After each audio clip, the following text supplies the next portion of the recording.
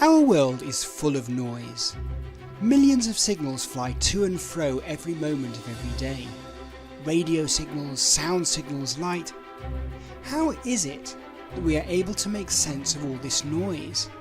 How is it that our eyes and ears can actually understand the world around them? We understand the world around us by analysing the signals it sends us and comparing them to known signals that we have seen or heard before. For example, if we see a crowd of people, we know that that crowd is made up of lots of individual people because we know what a person looks like. 2 arms, 2 legs, 2 eyes, a nose, a mouth. We recognise that the crowd is simply the same pattern repeated over and over again. What is more, we can sometimes even pick out individual faces within the crowd if we have seen that face before and remember what it looks like. This is the basis of signal analysis, finding and isolating known patterns from a sea of information. Computers are very good at this and use exactly the same method to analyse streams of data. One of the most prolific tools they use to do this is called the Fourier transform. The Fourier transform is everywhere. Few are the days in your life where you won't pick up a piece of technology that implements it to provide you with pictures, videos, music, a phone call, and all manner of everyday applications. However, its very ubiquity means that we take the Fourier transform very much for granted, and few are the people that actually really understand how it weaves its magic.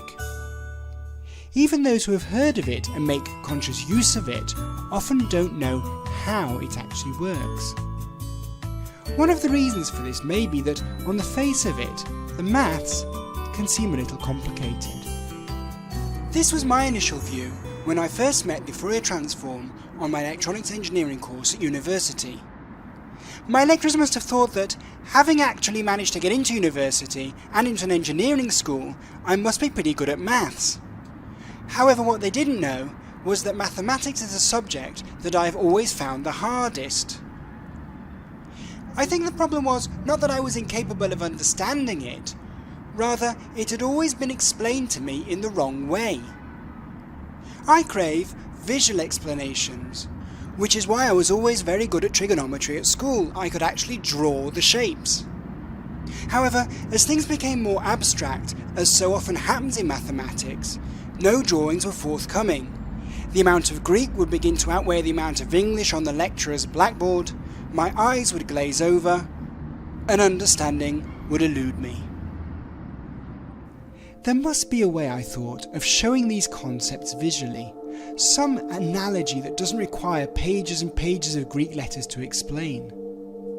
Well, after years of actually using the Fourier transform in my professional life, and my repeated attempts at trying to understand how it works, I think I may have come up with the answer. This is what I would like to share with you in this course. Unfortunately, I cannot promise not to use any maths at all in the course. At the end of the day, the Fourier transform is a mathematical formula.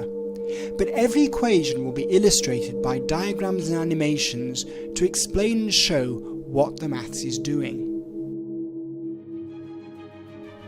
By the time we've finished, not only will you know about windowing and how the discrete and fast Fourier transforms work,